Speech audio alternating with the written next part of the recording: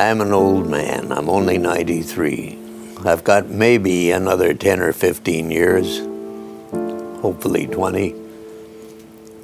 But the edifice that you're building is so important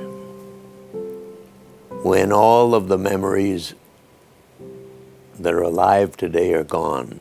And then they'll look at this edifice and say, hey, this represents a special day in the life of the country and in the life of the military. Your friends, they disappear. They die, or you have an argument or something. Money comes and goes. The only thing that's really important when all the chips are down is family. You know, Hitler owned owned Europe, and Churchill said, "To hell with you. We'll fight to the last man." And he did. I can remember there were wooden tanks on the grounds when they sent the Luftwaffe over to photograph. And the days of the old buzz bombs. I remember in a place called Hootie, and we were a farmhouse at the end of the field, and the field was really furrowed. And we had the two supporting battalions. I think it was the Ken Scots, and the Calgarys moved into this field. And it was 9 platoon first, and then 7 platoon, and then 8 platoon. And the field was furrowed. So you try running in a furrowed field. We were told that the right flank was secured, the left flank was secured. In the middle of the field was a straw stack, and it had an 88 in it. And we got to the farmhouse, and the farmhouse was full of German soldiers. So we got caught in a crossfire. And then, the one thing I remember is going, and it was barbed wire fence in front of the place. It wasn't a farmhouse occupied by a farmer. It was occupied by the German army, by the Wehrmacht. And I remember sliding under the barbed wire fence, and my helmet got caught. And I could feel the bullet come so close that it burned. That's the first time I ever said, God, get me the hell out of here. When you're 18 years old, you don't know too much.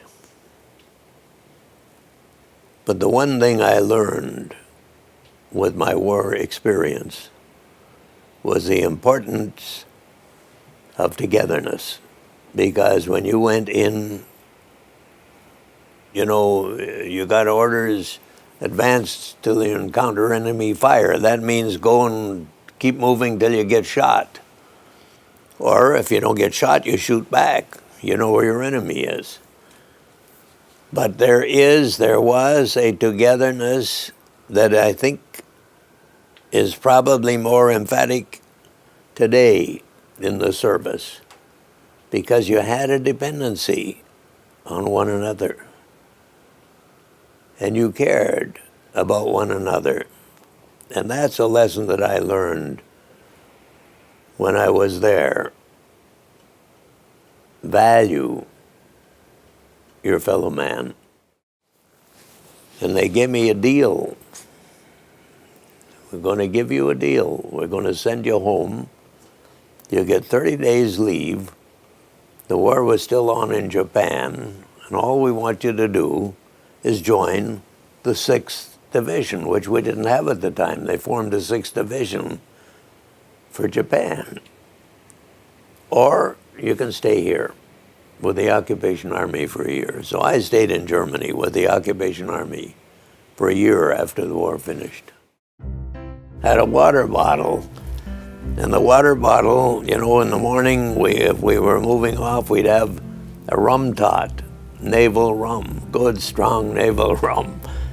And we'd serve it in the cap, grenade cap.